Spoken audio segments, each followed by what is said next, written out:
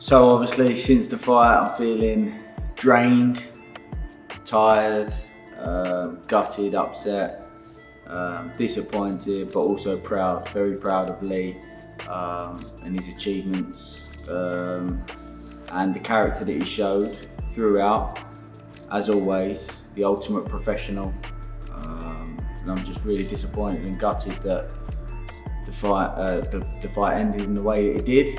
I thought Leigh was boxing perfectly, having some great moments, a rough patch at the end of the second round, but barring that, I felt like Leigh was in complete control and on his way to gradually breaking down and stopping Lara, if I'm being honest. So yeah, I'm very disappointed and gutted, but also very, very proud of Leigh and the character that he showed, as always.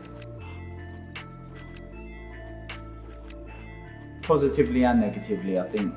In terms of positivity, I felt like Leigh was, as I said before, on the right path to gradually breaking Mauricio Lara down and even potentially stopping him. There was a few scenarios that kept occurring that led to the knockdown. Obviously, if the rematch is to happen, that we'll look at and look to make adjustments to. Obviously, there was a sticky patch at the end of the second, as I said before, but a few adjustments and Leigh managed to tame and control Mauricio Lara. I think that Mauricio Lara boxed probably the best I've seen him. I think he's an improving fighter. He's still only 24 years old. He was not as reckless as we have seen him before, but I understand there's people out there that I saw Andy Lee make a statement to say he was disappointed in Mauricio. I actually think Mauricio was better than we've seen him before. You know, previously we've seen him be ever so reckless, and you know, that was one of the reasons why we were so confident in the fight, that he wouldn't be able to be as reckless as that against a puncher like Leigh Wood. But I feel like he has improved.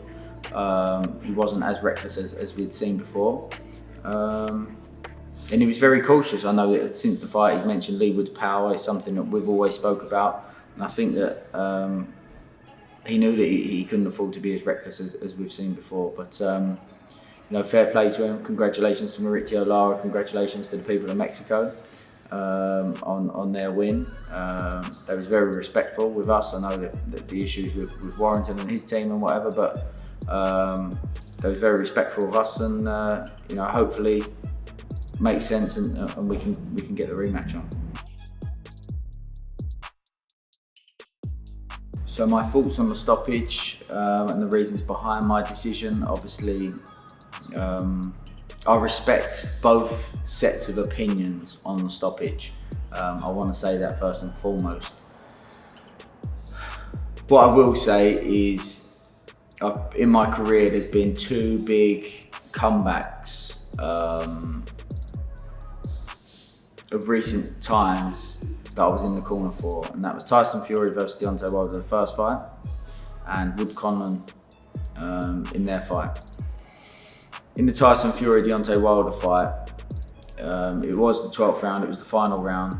There wasn't overly much of the fight to carry on. However, there was some time left in the round. Obviously, I think there was about a minute and a half, 2 minutes left in the round, if not maybe a little bit more.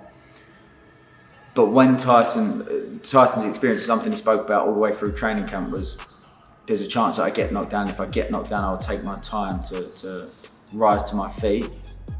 He'd been knocked down previously in his career and he had that experience, and that's what he done. He took his time getting up. The referee asked him to move sideways and he almost took a little jog, so I knew he had his feet underneath him and legs underneath him. Therefore, I knew that he was capable of defending himself. Therefore, I could give him a chance to do so. Leigh, when he boxed Mick Conlan, he got knocked down, got up, slightly unsteady, but I didn't feel as unsteady as he was on Saturday. The bell went as Leigh got up to his feet, and I was able to walk him back to the corner. He went back out and was still slightly unsteady on his legs, but he was able to defend himself. I was sure of that he was able to defend himself. Obviously, Mick's not as big of a puncher than Mauricio Lara as well. However, most importantly, Leigh was able to defend himself. When Leigh went down on Saturday and got up, I felt like he rushed to get up to his feet slightly. That's the warrior and the heart in him that he's got, and he's shown time and time again. And one of the reasons why I'm so proud of him is because he's got that in him and shows that every time. One of the reasons I started working with Leigh when the discussion came about was obviously I looked back over some of his previous fights, and there was a moment where he got hurt and he beat his chest and he showed that character, and that was one of the things that drew me to Leigh. So I always knew that he had that in him. But when Leigh rose to his feet, he was unsteady on his legs. I felt like the count was quite quick. However, I know that's not the referee. I'm not blaming the referee. I know the referee's not in control of the count.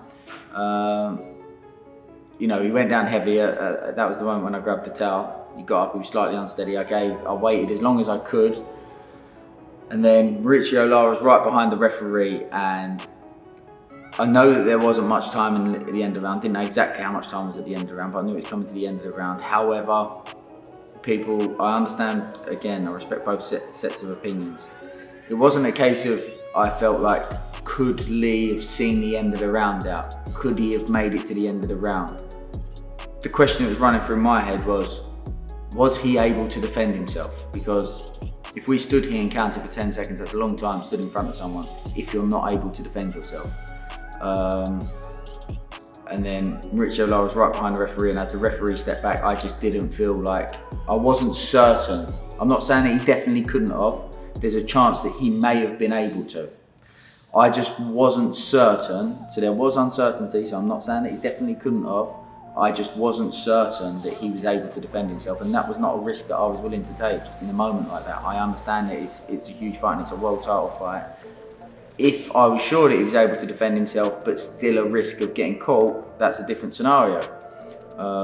So I had to take that into consideration. I wasn't willing to risk that. So that was the reason why I chucked the towel in, which obviously was a big decision and something I'm absolutely gutted about. However, I do feel like it was the right decision. You know, taking that into consideration that Leigh had a rematch clause in there, taking all these things into consideration, I felt like it was the right decision. And, you know, as I said, I respect both sets of opinions on that decision. What's next for Leigh? In the coming weeks, we'll sit down with Eddie and Frank and the team, and we'll discuss and look at options. Obviously, as Eddie mentioned, there is a rematch clause. So we will weigh that up, discuss the options. I know that the Warrington-Lara fight is a big fight, and there's potential for that fight to happen, and Leigh fight the winner of that. But you know, we'll weigh up the options and see what's best for Leigh, see what's next, and see what makes sense. All I can say in conclusion is that Leigh had lost before, and the character and type of person that he is, he's always come back bigger and better than before. And I'm confident that Leigh can do that again this time. He's the ultimate professional. I'm extremely proud of him, and I'll give my best and do my best to help him do so. And this is now the road to two-time champion of the world. So I'm confident in Leigh. I know that he's capable of doing it, and that's the new goal set ahead of us.